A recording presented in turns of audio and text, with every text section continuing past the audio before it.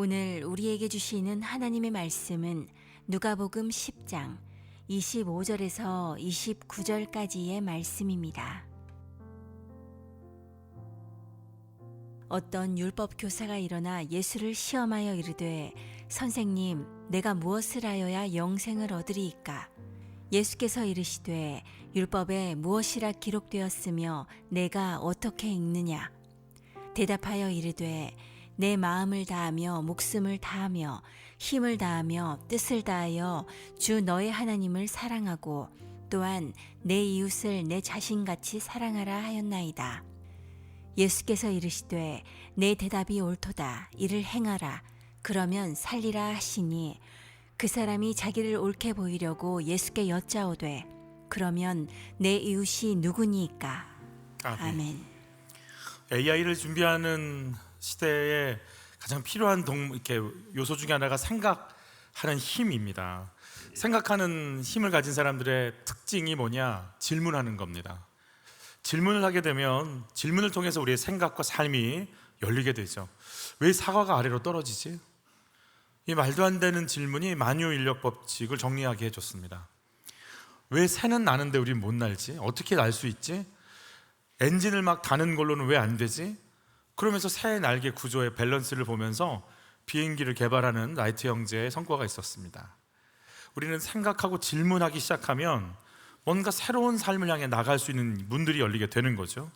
저희의 양육의 이름이 띵크 양육입니다. 생각하자는 거죠. 질문합니다. 생각하면서 질문하는 거.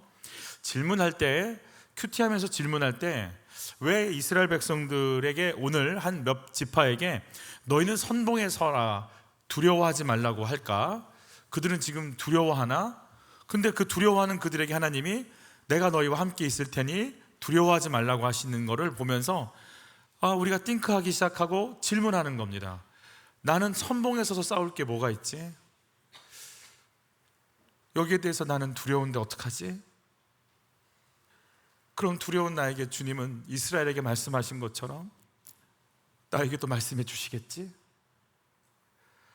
큐티를 보면서 띵크하고 질문하는 순간 이스라엘 백성들이 곧 나고 이스라엘 백성들을 만나주신 하나님이 곧 나의 두려움 가운데 임하시고 내 앞에 서시면서 같이 싸워 나가시겠다라고 하는 띵크와 질문을 통해서 말씀은 곧 나의 삶이 되고 거기 계신 하나님이 곧 나의 하나님이 되는, 그래서 질문을 하는 순간 내가 하나님 앞에 서서 그분의 인도를 받게 되는 삶이 열리게 되는 거죠. 큐티는 콰이어트 타임입니다. 조용한 시간, 하나님과 함께하는 시간이죠. 그러나 저희가 큐티를 퀘션 타임이라고 부르죠. 질문하는 시간입니다. 하나님, 다윗은요? 하나님, 모세는요?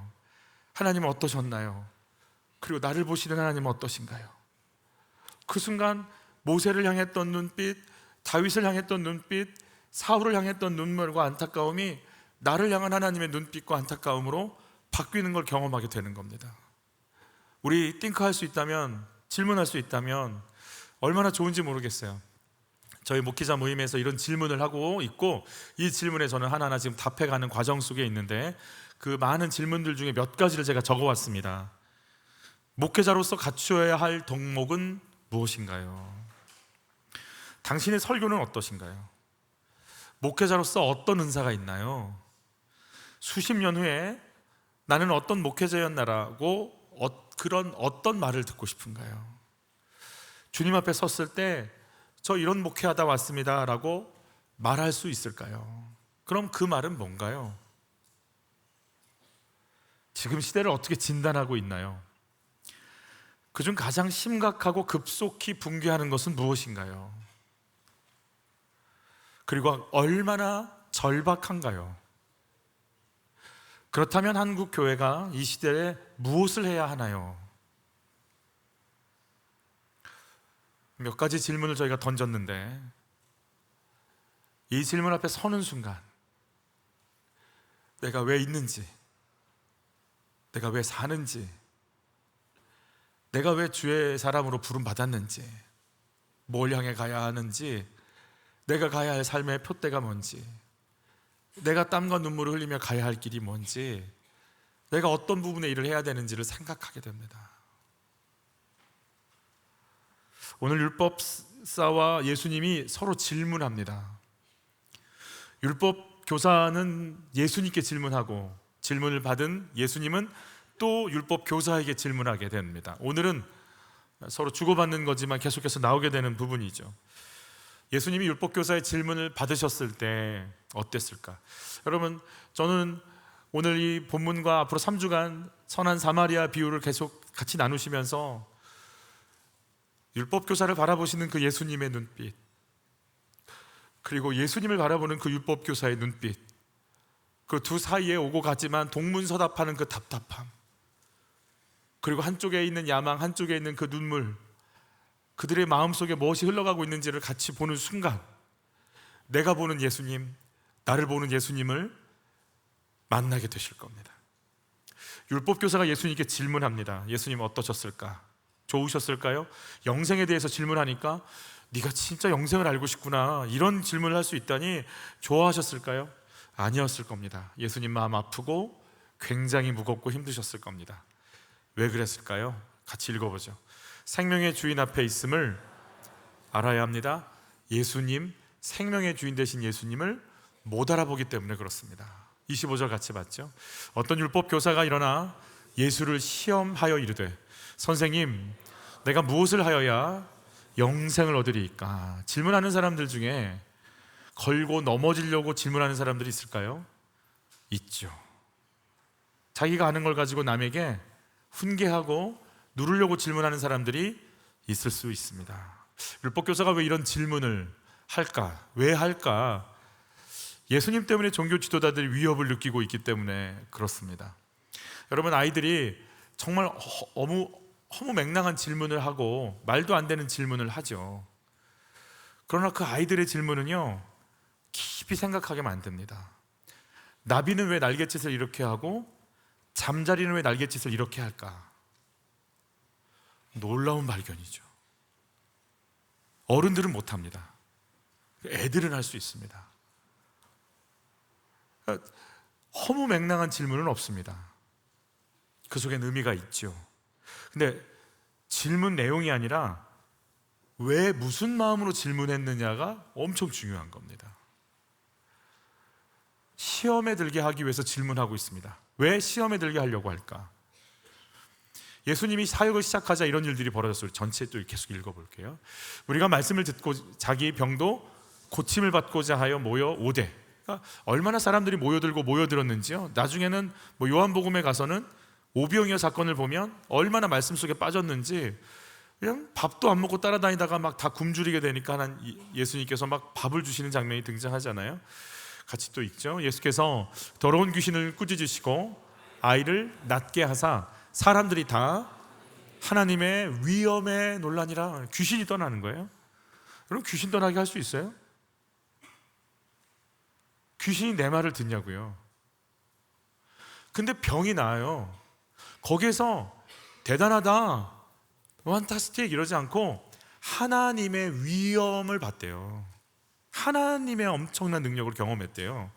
같이 읽어요. 가르치는 것이 권위 있는 자와 같고 서기관들과 같지 아니함일러라. 말씀을 딱 던지면 아유 저 설교하네 이런 게 아니라, 말씀이 딱 던져지면 그 공감이 가고 그렇게 살아야 될 것 같고 그 말씀 따라서 나를 막 던져야 될 것 같고 그 말씀이 꽂혀서 견딜 길이 없고 그 말씀이 나를 사로잡아서 이끌어가는데 거부할 길이 없는 거예요. 권위가 느껴지는 거예요. 그 한마디 한마디에. 그냥 말만 요란하게 하는 서기관들과 같지 않다라고 얘기하는 거예요. 종교 지도자들이 이런 예수님을 어떻게 봤을까요? 귀신이 떠나고 치유가 일어나고 사람들이 권위 있는 자라고 몰려들기 시작하죠. 그런데 예수님의 행보가 좀 이상합니다. 우리 안식일 문제입니다. 같이 읽죠. 바리새인들이 말하되 어찌하여 안식일에 하지 못할 일을 하느냐 그랬어요. 그러면 일반적인 사람들은, 바리새인들은 그 안식일을 잘 지키기로 소문난 사람들이기 때문에 아유 죄송합니다, 저희가 바로 고치겠습니다 이렇게 나왔어야 되는데, 예수님의 반응 좀 볼까요? 또 이르시되 인자는 안식일의 주인이니라. 헐, 자기가 뭐나 되나 봐. 자기 말을 안 들어요. 또 바리새인들 말을 안 들어요. 예수님이 바리새인 시몬의 집에서 식사 초대를 해서 예수님 식사하실 때였어요. 죄인인 한 여자가 와서, 여기서 죄인이라고 하는 이 단어는 뉘앙스적으로 가늠한 여자를 뜻하기도 한다고 그래요. 그래서 그냥 멸시받고 가까이 가려고 하지도 않는 그런 여자가 와서 예수님의 발을 자기 머리카락으로 눈물로 닦는 걸 보니까, 아니 이런 죄인인 사람이 당신 몸을 만지게 내버려 두면 안 되죠, 이렇게 얘기하니까 예수님 뭐라고 반응했어요? 여자에게 이르시되 내 죄 사함을 받았느니라 하시니 이가 누구에게 죄도 사하는가 하더라 그랬어요. 아니 여자를 내버려 두는 것뿐만 아니라 자기가 하나님이야 죄를 용서하게? 사람들은 예수님 앞에서 하나님의 위엄을 보죠. 하나님의 위엄을 왜 예수님께 봐요? 나한테서 봐야지, 바리새인들한테. 그래서 사람들이 바리새인한테, 서기관한테 막 몰려와야지 왜 예수님한테 가냐고. 근데 그 예수님이 우리 라인으로 안 들어와. 안식일 얘기해도 듣지도 않고 죄인인 사람들하고 같이 노는 그런 모습도 보기 싫고, 그래서 어느 경지까지 올라갔는가 같이 읽죠. 서기관들과 바리새인들이 예수를 고발할 증거를 찾으려 하여 안식일에 병을 고치는가 엿보니까지 가버렸어요. 그러니까 이렇게 쳐다보는 거예요. 그냥 교회에 이렇게 앉아있으면 제가 무슨 옷을 입고 왔나 하고 쳐다보는 거예요. 그걸 꼴에 또 그렇게 입고 왔구만, 이렇게 그냥 예배 앉아가지고 쟤를 어떻게 잡을까 하는 마음으로 쳐다보고 있는 거예요. 바리새인과 서기관들이 이제 그 경지에 올라갔습니다. 결국 안식일에 병자 고치죠. 같이 읽죠. 노기가 가득하여 예수를 어떻게 할까 하고 서로 의논하니라. 이 의논의 결과가 오늘입니다. 어떻게 예수님을 넘어뜨릴까? 랍비라고 부르는 말을 들으면서 율법의 달인인 우리 편에 쓰지도 않는, 우리 말을 듣지도 않는 이 예수를 우리가 어떻게 정리할까 하고 시험에 들어서 넘어뜨리려고 바리새인보다 급이 조금 더 있는, 조금 더 공부 많이 한, 더 센 율법 교사를 붙입니다. 아주 탁월한 사람일 겁니다. 아주 자기들 안에선 최고의 어떤 그 사람을 보냈을 겁니다. 그가 와서 무엇을 하여야 영생을 얻으리까? 라고 시험하면서 묻기 시작하는 것이 오늘의 예화의 시작입니다. 율법교사가 이야기하는 시험에 들게끔 만드는 주제는 영생이었습니다. 왜 이런 생명에 관한, 영원한 생명에 관한 문제를 가지고 예수님께 말을 시작했을까? 이게 그들의 전공이거든요. 이거 말하면 율법을 가지고, 하나님 법을 가지고 얼마든지 죄에 대해서, 생명에 대해서, 죽음에 대해서 얘기할 수 있는 아주 그런 탁월한 사람들이기 때문에 이 문제를 일부러 갖고 와서 얘기하는 겁니다. 영원한 생명 어떻게 얻을 수 있습니까? 여러분, 율법 교사가 누구한테 지금 말하고 있죠? 예수님. 여러분, 예수님 누구죠? 예수님이, 여러분, 예수님 눈앞에 율법 교사가 있어요. 율법 교사가 묻고 있어요. 영원한 생명 어떻게 얻냐고. 근데 예수님에 대해서 사도 요한은 이런 식으로 얘기해요. 같이 읽어요. 만물이 그로 말미암아 지은 바 되었으니 지은 것이 하나도 그가 없이는 된 것이 없느니라. 예수님의 눈에 이 질문을 하고 있는 율법 교사가 어떻게 보였을까요? 얘야, 네 콩팥, 네 쓸개, 네 입술, 네 마인드, 네 옷, 네 눈동자 내가 지었다. 너의 부모, 네가 사는 집, 밟고 있는 땅, 태어나서 지금까지 만난 모든 것, 눈에 보이는 산과들, 들여 마시는 공기, 네가 가끔씩 바라봤던 갈릴리 호수 내가 지었다.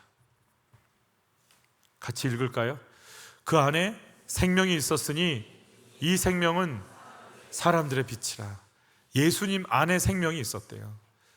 예수께서 이르시되 나는 생명의 떡이니 인자의 피를 마시지 아니하면 너희 속에 생명이 없느니라. 내가 너에게 이른 말은 영이요 생명이라. 내가 온 것은 생명을 얻게 하고, 양으로 생명을 얻게 하고 더 풍성히 얻게 하려는 것이라. 그 이름을 힘입어 생명을 얻게 하려 함이라. 우리 생명 되신 그리스도께서. 그러니까 생명 그 자체이신, 생명 덩어리이신 주님이 서 있는데 생명 어떻게 얻습니까? 물어보는 이 사람을 예수님은 어떤 눈으로 얘기를 바라봐야 될까요?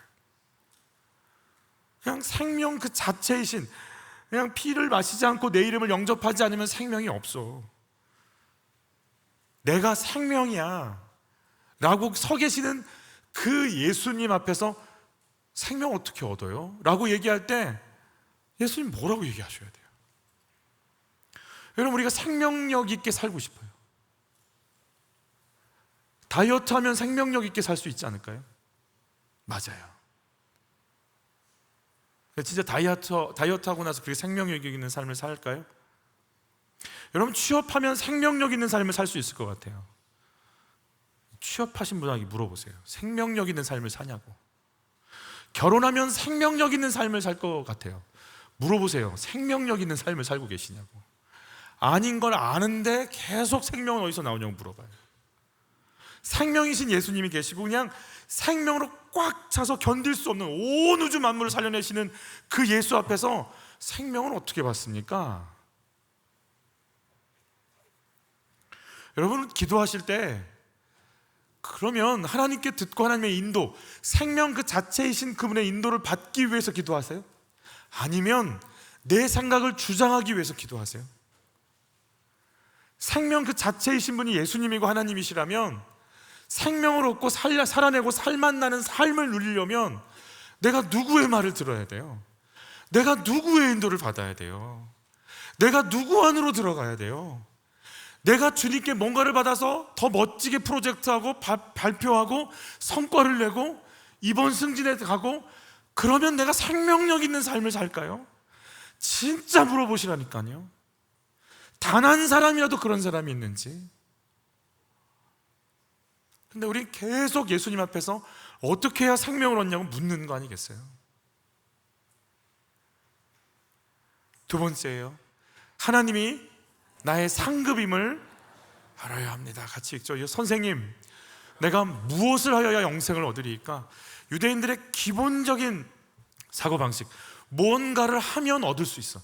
영원한 생명은 의롭게 자꾸 봉사를 하면 얻을 수 있어. 팀 켈러 목사님이 순종을 종교와 복음에서 이렇게 표현하는데, 종교인은 얘기하는 거예요. 나 순종할 거야. 그래야 하나님이 나를 받아주실 거니까. 복음에 있는 사람이 얘기합니다. 하나님이 내가 죄인이기도 전에 날 위해 예수를 주셨고 예수가 날 위해 죽으셨어. 내가 그 예수님 안에 있어. 내가 그 예수님의 용서를 경험했어. 예수님이 나를 이미 받아주셨어. 그 받아주심 때문에 내가 살아. 그래서 나는 그 은혜 속에 사니까 나는 그분에게 순종하며 내 이 생명을 유지하며 나갈 거야 라고 얘기하는 거예요. 여러분, 내가 구원을 받기 위해 선한 일을 합니까? 구원을 받아서 그게 감사해서 선한 일을 하나요? 여러분, 구원을 얻기 위해 선한 일을 하는 자들, 이거 하면 내가 구원을 받지 않을까라고 생각하는 사람들의 기본적인 마인드는 두려움입니다. 내 행위에 구원이 있어요. 그러니까 내 행위가 인정을 받아야 되고 하나님께 버림받으면 안 되고 인정 못 받을까 봐 막 무섭고 그래서 하는 거예요. 이분들에게는 기쁨이 아니라 의무와 부담이 있는 거예요. 내가 신앙생활 하는데 날 용서하셨다. 주님이 날 받아주셨다. 그냥 주님이 나를 있는 모습 그대로 받으시고 나를 자녀 삼아 주셨다. 여러분, 그 감사가 있으세요? 여러분, 이 감사가 있는지는 한번 고민해 보셔야 돼요. 제가 설교를 잘하는 건지 못하는 건지 모르겠지만 엄청 심각하게 듣고 계세요. 표정들이 무서워요. 그러니까 내가 하나님의 인도를 받고 있다, 뭐가 제일 먼저 아주 1차원적으로 드러나는 건 표정이에요. 하나님의 그 용서 속에 거한다. 내가 그분이 날 왜 죽으셨다. 여러분, 그 기쁨이, 여러분, 구원의 감격 때문에 선한 일을 하는 자들의 고백은 예수가 나를 받아주셨고 예수님의 의가 나의 의입니다. 나 용서받았고 용서받고 있고 계속 받으며 살아갑니다. 그가 나를 사랑하셔서 이렇게 나를 이끄십니다. 내가 살아가는 이유는 내 사랑하는 주님을 내가 소개하고 싶고 그분의 소원이 당신의 사랑을 전하는 거라서 나의 인생을 거기에 드리기로 했습니다. 저는 그 사랑을 받고 있습니다라고 해같이 밝게 웃을 수 있는 거예요. 여러분, 그런 기쁨이 있으세요? 삶 가운데. 물론 그런 거 있어요. 계속 사람이 웃을 수는 없어요. 보시면 계속 웃는 분들은 이렇게 치료를 받아야 되죠. 계속 웃고 꼽고 이런 분들은 많은 도움이 필요해요. 우리가 자식을 키우지만 계속 웃지는 않아요. 힘들 때도 있고 눈물 날 때도 있고 버거울 때도 있어요. 함께 울고 함께 웃지요. 그러나 사랑이라고 하는 그 근본적인 기쁨, 근본적인 어떤 그 평안, 근본적인 그 충만함은 우리 안에 있는 것처럼, 내가 예수님 안에서 나는 그 용서 속에 내가 산다라고 하는 그 거대한 원칙이 나에게 있는가? 그 흐름이 나에게 지금 있는가? 여러분이 자유와 기쁨이 있기를 축복하는 거예요. 나는 한국교회에서 아닌 거야. 아이고, 아닌 거야. 율법교사처럼 할 말 많은, 아닌 거예요. 뭘 더해야 구원을 얻어요? 그럼 구원이 나예요. 내 행동이에요. 내 봉사예요. 그러면 그분 구원 못 받은 거예요. 구원은 예수로 받아요. 내가 아직도 뭔가를 해야 구원받는다고 생각하신다면 예수 믿는지 한번 고민해 보세요. 아무것도 안 해도 내가 예수님으로 이루어질 수 있는 그 믿음을 하나님 이렇게 보세요. 나의 구원의 근거는 예수예요. 다른 거 없어요. 그래서 봉사하실 거면 나 예수님 때문에, 나 예수님 때문에, 그게 있는 분들은 봉사하셔도 돼요. 근데 그게 없이 봉사하시면 삐쳐요. 안 하는 게 나아요. 맨날 주보에선 교사 없다고 얘기하고 설교하면 하지 말라고 그러고. 내가 영생을 얻기 위해 뭔가를 해야 한다고 생각하시나요? 예수 안에서 이미 그 안에서 그 생명이 있다고 내가 그걸 경험하고 믿고 누리고 계신가요? 여러분, 예수가 생명입니다. 우리 같이, 청년부들 많이 있으니까 우리 같이 한번 이렇게 한번 저 따라서 해볼까요? 하나님, 살고 싶습니다. 내 힘으로 살지 않고 예수의 십자가에 은혜로 살고 싶습니다. 내가 아니고 예수로 살고 싶습니다. 내 마음을 엽니다. 예수님 오셔서 나의 영원한 생명이 되어 주옵소서. 아멘.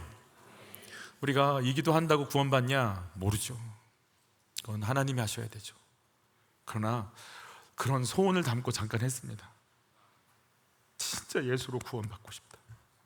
나 예수로 산다. 난 머리에서 발끝까지 예수로 산다. 세 번째 같이 읽죠. 나의 의로움은 예수 그리스도이심을 믿어야 합니다. 26절을 쉬운 성경으로 한번 읽어볼게요. 예수께서 그에게 물으셨습니다. 율법에 무엇이라고 기록되어 있느냐? 너는 어떻게 읽었느냐? 그거 무엇을 하여야 구원받습니까? 영원한 생명을 얻습니까? 이런 얘기를 하는 거죠. 예수님께서 뭐라고 묻냐면, 아시는 거예요. 율법 교사인 거. 아니, 너 율법 교사잖아. 율법 교사면 율법에서 말했을 거 아니야. 그걸 네가 가르칠 사람인데 왜 나한테 물어봐? 네가 지금 가르치고 있는 율법이 너를 만족시키지 못했고 너를 깨우치지 못했다면 그럼 너는 도대체 뭐야? 너 믿어지지 않는 거야? 도대체 율법은 뭐라고 얘기하고 너는 그 율법을 어떻게 이해하고 있는 거야? 라고 지금 물으시는 거예요. 그러니까 율법 교사가 여기에 대해서 답해야 될 거 아니에요. 이렇게 답합니다. 같이 읽죠. 대답하여 이르되 내 마음을 다하며 목숨을 다하며 힘을 다하며 뜻을 다하며 주 너의 하나님을 사랑하고 또한 내 이웃을 내 자신같이 사랑하라 하셨나이다. 예수께서 이르시되 내 대답이 옳도다. 이를 행하라. 그러면 살리라 하시니 그랬어요. 예수님 뭐라고 하셨냐면 하나님 사랑하고 이웃 사랑하는 건데요. 맞아. 그렇게 살아. 끝. 약간 허무하잖아요. 그래서 이렇게 끝나나 대화가 율법 교사가 대화를 더 진행합니다. 왜냐하면 성과를 못 이뤘기 때문에 그래요. 뭔가를 해야 돼요. 그게 뭔지 여기서 등장해요. 같이 읽죠.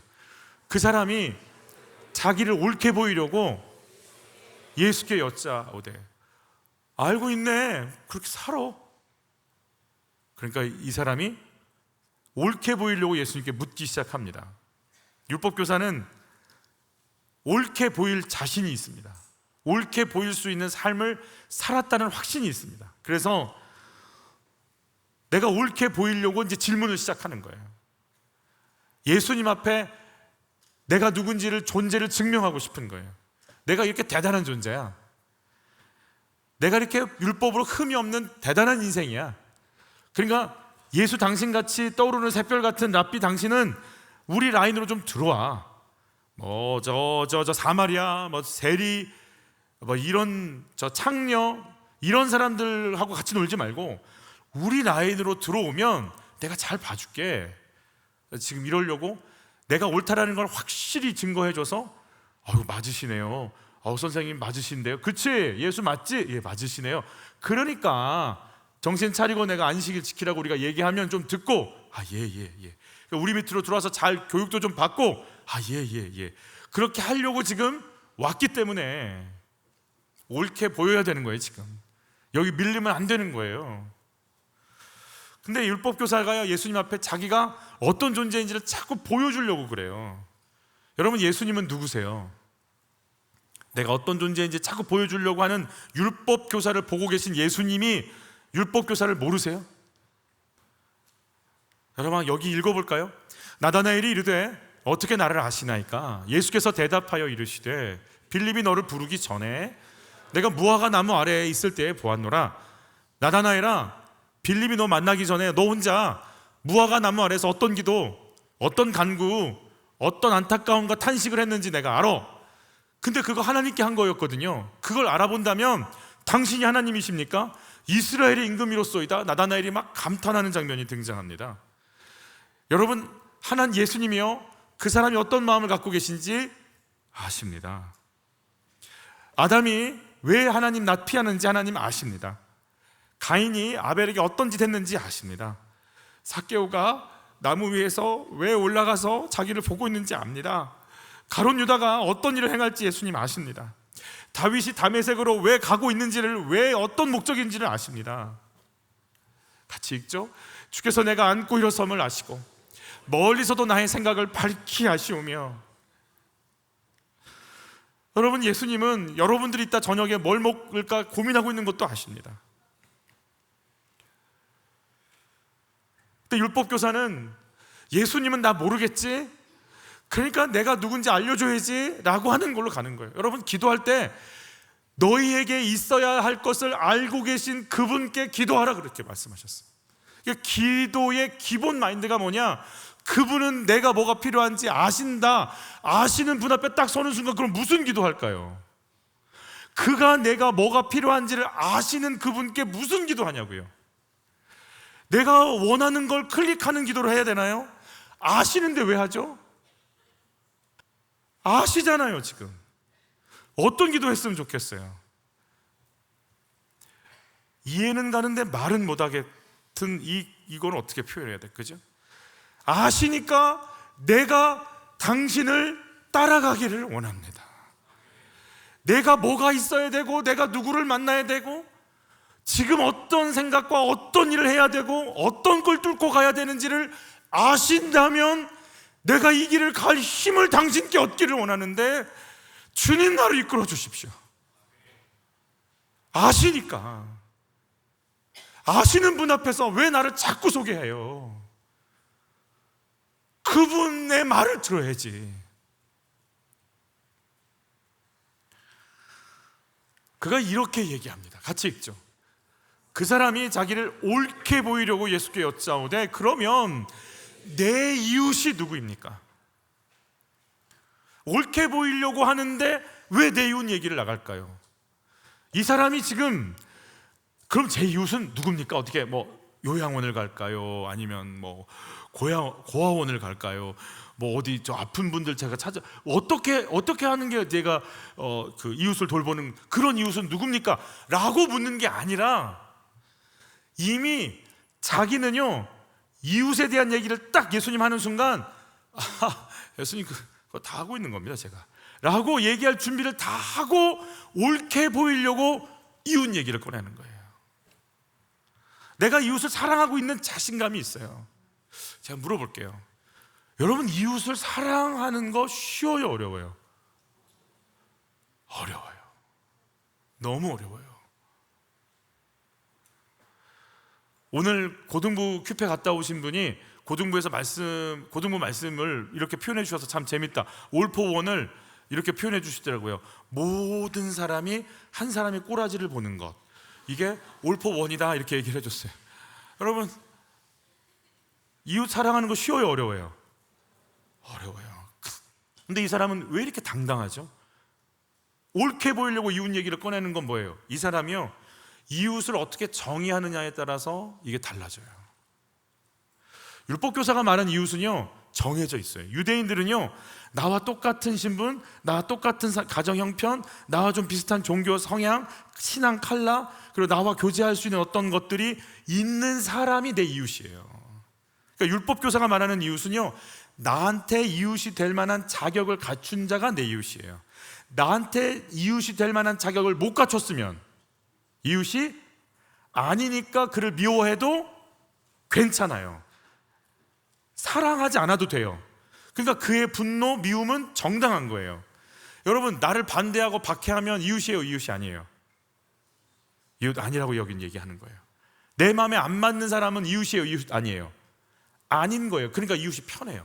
나와 잘 맞고 내 말 들어주고 나한테 잘해주고, 약간 전문 용어가 나올 건데 괜찮을지 모르겠는데, 내가 좀 빨아먹을 게 있는 사람들, 이쪽으로 기대면 뭐가 이렇게 떨어질 뭐가 떡고물이 좀 떨어질 것 같은, 뭐라도 얻을 수 있을 만한 것 같은 사람이 내 이웃이에요. 이웃이 정해져 있다고요. 그런 사람들하고 잘 지내는 게 어려워요? 행복하죠. 그러니까 예수님이 창기, 죄인, 세리들 만나서 노는 것이 이 사람들 눈에 어떻게 보였을까요? 거북하게 보이는 거예요. 랍비라는 존재가 어떻게 저렇게 하고 다니지? 왜 저런 사람들하고 어울리는 거야 도대체? 예수님 점잖게 타이르는 거예요, 예수님을. 아니 이쪽 라인으로 와야지, 어떻게 그런 쪽 라인에서 나 진짜 이 친구 진짜 꽉 막혔네 이 친구를 얘기하고 싶은 거예요 지금. 근데 이런 율법 교사에게 예수님께서 어떤 처방을 주시는지 같이 한번 읽습니다. 예수께서 이르시되 내 대답이 옳도다. 이를 행하라. 그리하면 살리라. 일을 행하라 그랬어요. 여러분 이 일을 행하라 속에 사실 예수님이 어떤 마음으로 이걸 말씀하셨는지를 알면 우리 다시 생각하게 될 거예요. 그래, 한번 네가 원하는 대로 한번 해봐. 정말 이제 이웃이라는 개념을, 선한 사마리아 사람을 통해서 이웃의 개념을 확 늘려버리시거든요. 이 사람이 가지고 있는 개념을 빵 하고 깨트리세요. 그러면 이웃 사랑하는 것 한번 해봐라고 할 때 정말 이웃 사랑하는 게 되는지 한번 해봐. 네가 갖고 있는 가치관으로 안 될걸? 네 기준들이 깨지지 않으면 안 될걸? 그 기준들이 깨지고 나서 어떤 삶을 살아야 될지 끙끙댈 때, 나의 기준이 필요할 때 너 나를 만나게 될걸? 그때 내 말이 들릴걸? 라고 하는 것이 들어있어요 지금. 네 기준 깨질 거야. 예수님이 자신을 넘어뜨리려고 하는 율법 교사에게 오늘 저희가 29절까지 읽었잖아요. 이 대화의 마지막 엔딩이 37절인데 같이 읽어요. 이르되 자비를 베푼 자니이다. 예수께서 이르시되 가서 너도 이와 같이 하라. 무슨 얘기예요? 얘야, 너도 이런 삶을 살았으면 좋겠어. 네가 갖고 있는 기준에서 벗어나서 진짜 이웃을 사랑하고 살려내는 삶을 네가 살았으면 좋겠어라고 예수님이 이 친구한테, 지금 예수님 앞에 있는 율법교사, 율법교사 앞에 있는 그 예수님, 생명으로 가득 차 있는데 보이지도 않고, 나의 모든 걸 알고 계신데 그것도 모르고, 그리고 막 얘기하고 자기를 옳게 보이려고 이 말 저 말하고 있는 이 율법교사를 바라보는 예수님이 어떤 마음이실까? 바울은요, 자기가 율법으로 의로워질 수 없다는 걸 이렇게 표현해요. 굵은 글씨만 읽어봐요. 내가 가진 의는 율법에서 난 것이 아니요 오직 그리스도를 믿음으로 말미암은 것이니 곧 믿음으로 하나님께로부터 난 의라. 굵은 글씨요. 율법 외에 하나님의 한 의가 나타났으니 예수 그리스도를 믿음으로 말미암아 모든 믿는 자에게 미치는 하나님의 의니 그랬어요. 예수님을 믿는 게 의예요. 어제 코스타 기도 모임 했거든요. 유인근 목사님이 코스타 총무니까 그분이 한 전 세계 지금까지 코스타를 한 500회 정도를 이렇게 인도를 하셨다고 그래요. 1000여 명이 넘는 강사와 2만 명이 넘는 우리 코스타에 참여했던 식구들, 청년들과 함께 이렇게 계속 이 길을 오르셨는데 가나온진 잔치 얘기를 좀 하셨어요. 가나온진 잔치 때 제자들이 처음으로 예수님을 주, 구세주로 인정하는 장면이 등장하거든요. 가나온진 잔치 때. 그러니까 그때 물이 변하여 포도주가 되는 기적을 경험하죠. 그 기적 때문에 제자들이 예수님을 주시라고 이제 따르기 시작하고 믿기 시작하는데 이걸 감당하게 한 스텝들이 있었어요. 어제 스텝 기도 모임이었는데 가나온진 잔치의 스텝들 누가 있어요? 물을 떠다 준 누구? 하인들이 있잖아요. 그 하인들이 이게 이해가 안 가고 잘 모르지만 예수님의 말에 순종하고 따랐더니 물이 변하여 포도주가 됐고 그래서 제자들이 예수님을 믿게 되는. 그래서 그분이 어떻게 표현하시냐면 천국 가면 베드로, 안드레, 요한 막 예수님 제자 만나다가 옆에 이상한 사람들을 만날 거라는 거예요. 근데 이 사람들이 누구냐? 예수님의 제자들이 처음으로 예수님을 믿게 만든 물도온 하인들이 앉아 있을 수 있다는 거예요. 그들은 이름도 없고 빛도 없지만 그들이 예수님의 제자들이 예수님을 민정하게 됐고 그래서 그 예수님의 제자들이 세계복음화를 이룰 수 있도록 만든 사람들이니까. 그래서 스태프들 여러분들은 바로 그 물도온 하인들과 같은 분들이시다. 이해가 안 되고 답답할지라도 예수님의 말씀에 순종하고 따라갈 때 예수님께서 여러분 쓰실 거다. 여러분들은 그걸 볼 거다. 이걸 기도했기 때문에 여러분 스태프들 오는 분들 여러분들을 하나님이 쓰시고 그렇게 하나님께서 이끄실 거다라는 메시지를 주신 거예요. 그래서 유인규 목사님이 그런 말도 하시더라고요. 약간 위협을 주시면서 이렇게 왔는데 도시락을 갖다 줘서 너무 좋았다. 도시락 안 줬으면 김한기 목사를 브라질 상파울로 이쪽으로 보낼 뻔했다. 근데 거기가 비행기로 25시간밖에 안 걸린다고 그래요. 그래서 한 2번 연착하면 한 3일 걸린대요. 돌아올 때, 갈 때 3일, 올 때 이틀, 그러니까 5일 걸린대요. 5일. 그런데도 코스타가 있어요. 그런 데서도 아이들이 그런 데 와서 코스타를 할 때 그랬다는 거예요. 왜 왔는지 모르겠다. 이 먼 거리를 아니까 왔다 갔다 5일, 비행기만 5일 타는 거리를 왜 왔는지 모르겠다. 근데 첫째 날, 둘째 날이 지나면서 이제 너무 감사하다. 어떻게 우리를 왜 여기까지 왔느냐. 그리고 그들이 변화된다라는 거예요. 이게 하나님의 오묘한 역사가 진행이 된다라는 거예요. 여러분 그 역사가 이제 목요일부터 이곳 이 자리에서 진행이 될 겁니다. 유인근 목사님이 그 수많은 코스타를 하면서 이번에도 이렇게 호주에 있다가 세종에 마치면 다시 또 베트남까지 그분도 뭐 이렇게 정신없이 세계를 돌더라고요. 근데요 그렇게 수많은 코스타를 하면서 비행기에 탈 때마다 하는 루틴이 있대요. 꼭 하는 루틴이 있대요. 비행기 자리에 딱 앉는 순간 그가 이런 기도한답니다. 하나님, 저는 국제 코스타 총무 유임금 아닙니다. 하나님, 저는 예수님의 종 유임금입니다. 왜냐하면 예수님의 종, 예수님께 받은 삶을 살아갈 때만 기적이 일어나고 사람들이 예수를 믿고 하나님의 영광이 나타났으니까 내가 총무의 자격으로 가지 않게 하소서. 예수의 종으로 가게 하옵소서. 여러분, 나의 의로움은 예수님밖에 없습니다. 내가 쓰임받는 영광도 예수님밖에는 없습니다. 이 사람은 뭘 해야 의로워질 수 있냐고 묻습니다. 아닙니다. 예수가 나의 의로움입니다. 여러분, 저희가 지금 읽은 본문은 누가복음 10장입니다.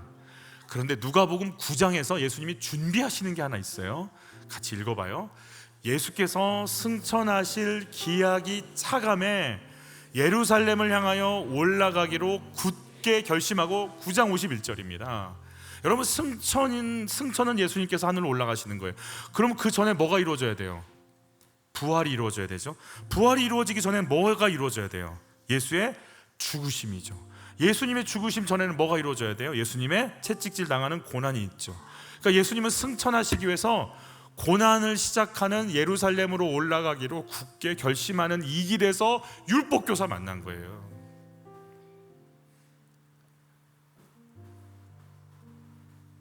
예수님의 눈에 생명 그 자체인 예수를 몰라보고, 의로움 그 자체이신 예수를 몰라보고, 이야기하고 시험 걸고 옳게 보이려고 애쓰는 율법교사를 예수님은 어떻게 볼까요?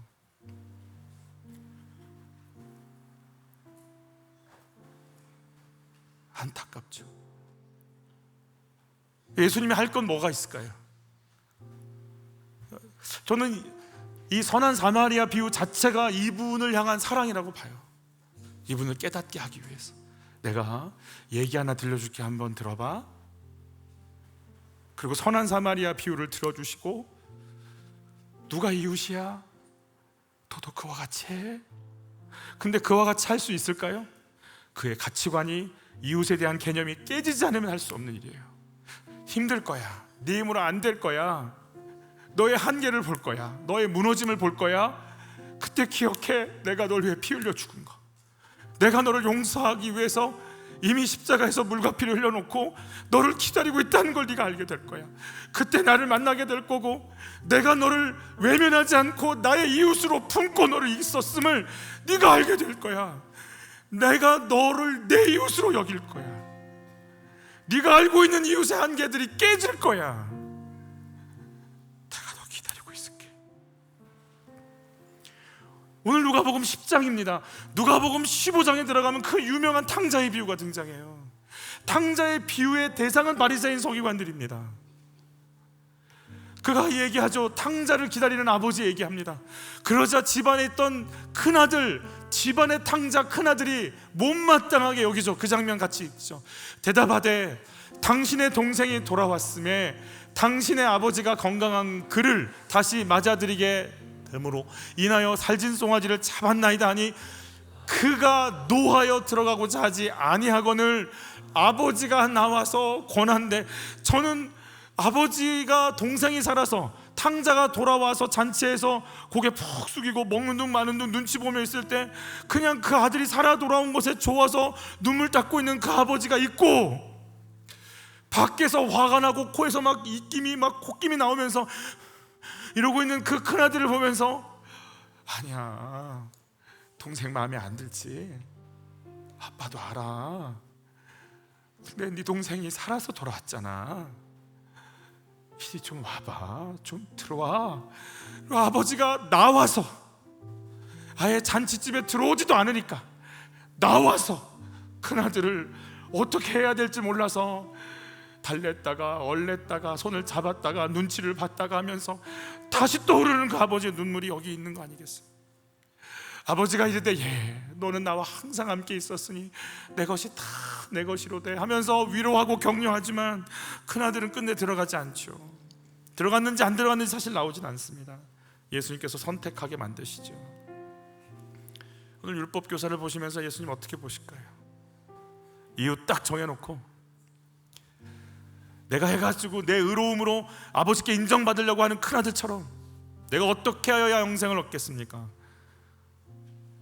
나를 아는 것 모른다고 생각하면 내 옳음을 옳게 보이려고 애를 쓰고 있는 그 율법교사를 보면서 마치 그 아버지가 아들의 손을 잡고 그러지 마. 이미 넌 내 것이 다 네 것이잖아. 그래 또 만지시는 하나님의 초대가 율법교사에게 있는 것 같습니다. 여러분, 그 예수님의 마음이 느껴지시나요? 그리고 주님이 그러실 거예요. 자기가 생명 그 자체니까 율법교사를 향해 기다려. 나 며칠 뒤에 십자가 올라가. 내 피 다 쏟아서 넣어줄게. 그럼 네가 알겠지? 네가 돌아왔으면 좋겠어. 주님은 나를 어떤 마음으로 바라보실까요? 긍휼력이며 품어야 할 그 율법교사가 있을까요? 이 찬양을 한번 같이 불러봤으면 좋겠는데 청년들은 좀 불러봤을 것 같고, 예수께서 율법 교사를 향해서 전해주고 싶은 말씀이지 않았을까, 이런 생각이 듭니다. 우리 같이 찬양으로 나가시죠. 하나님이 너를 엄청 사랑하시네. 하나님이 너를 엄청 사랑하시네. 하나님이 너를 엄청 사랑해서 사람이 아닌 하나님을 바라보길 기다리시네. 하나님이 너를 엄청 사랑하시네. 하나님이 너를 엄청 사랑하시네. 하나님이 너를 엄청 사랑해서 지금 눈앞에 어둠 속에 그저 들지 않으실 것. 하나님이 너를 엄청 사랑하신대. 하나님이 너를 엄청 사랑하신대. 하나님이 너를 엄청 사랑해서 너의 삶을 허락하시고 이 땅에 하늘에서네. 우리 다시 한번 찬양합니다. 하나님이 너를 엄청 사랑하신대. 하나님이 너를 엄청 사랑하시네. 너의 의로 살지 않고 나의 의로 산다. 너를 엄청 너의 행위로 의로워지지 않는다. 예수로 의로하신다 말씀하십니다. 바라보길 기다린 하나님이 너를 엄청 사랑하신대. 하나님이 너를 엄청 사랑하신대. 하나님이 너를 엄청 사랑해서 너의 눈앞에 어둠 속에 그저 들지 않으신 하나님이 너를 엄청 사랑하신대. 하나님이 너를 엄청 사랑하신대. 하나님이 너를 엄청 사랑해서 영원한 삶을 허락하시고 이 땅 영원하게 하셨네. 마지막 다시 한번 찬양합니다. 하나님이 너를 엄청 사랑하신대. 하나님이 너를 엄청 사랑하신대.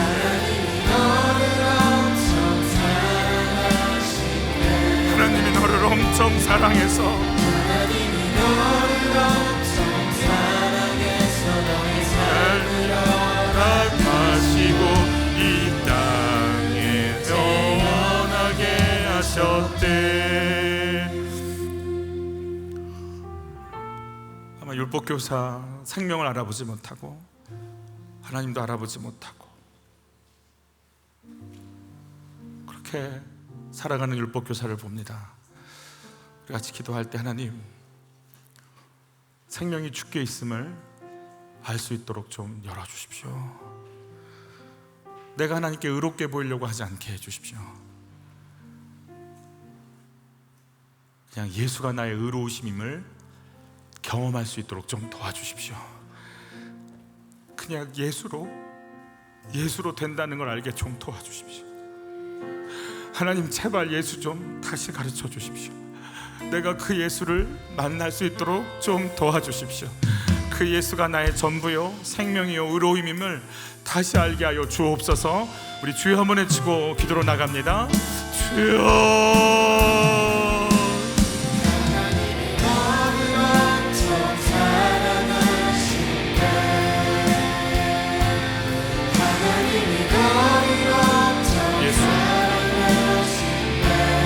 예수가 나의 생명,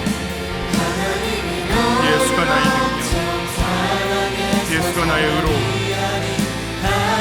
예수가 나의 존재 전부인 것을 성령의 도우심으로 경험하게 하옵소서. 내가 죄인인 걸 알기도 전에 날 위해 죽으신 생명이신 예수를 저희가 만날 수 있도록 우리를 만져주십시오. 그 예수님 안으로 들어갈 수 있도록, 그 예수님의 생명이 있음을 볼 수 있도록, 그 예수가 나의 의로움임을 알 수 있도록 내 눈과 귀가 열리고 나의 생각이 열릴 수 있도록 하나님이 너를 엄청 사랑하시네. 하나님이 너를 엄청 사랑하시네. 하나님이 너를 엄청 사랑해서 너의 삶을 허락하시고 이 땅에 영원하게 하셨네.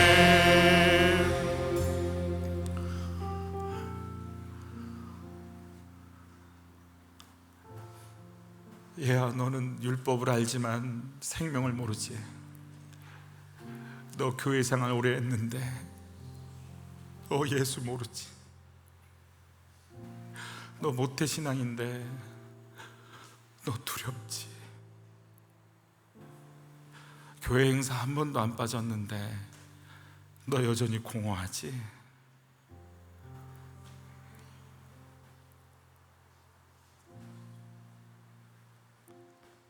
하나님, 예수 만나게 해주세요. 율법 교사처럼 많이 아는 것 같은데 예수 몰라요. 생명 몰라요. 용서받고 있는 삶 몰라요. 나의 의로움 몰라요. 하나님, 그래서 우리가 이렇게 살아요.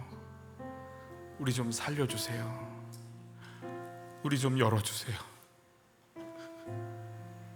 생명이신 예수님, 당신이 내 안에 계시기에 내가 생명이 있나이다. 나를 의롭다 하신 예수님, 주님이 내 안에 계시기에 내가 당당히 나갈 수 있나이다. 예수 자랑하게 하옵소서. 그 예수님 더 알게 하옵소서. 그 예수로 채워지게 하여 주옵소서. 내가 다른 걸 찾는 걸 멈추게 하시고 그 예수의 생명, 그 예수의 지혜, 그 예수의 능력이 내 영혼에 폭발하고 올라가는 걸 보게 하여 주옵소서. 사랑합니다. 미치도록 사랑합니다. 나를 사랑하셔서 십자가까지 올라가셨죠. 내가 당신을 사랑합니다. 내가 당신을 사랑해서 나도 내 몫의 십자가 지고 당신 따라가고 싶습니다. 주여, 내가 당신을 그렇게 따르고 싶습니다. 주님을 사랑하는 것이 먼저이게 하여 주옵소서. 주님을 사랑하는 것이 내 영혼의 가장 우선순위 되게 하옵소서.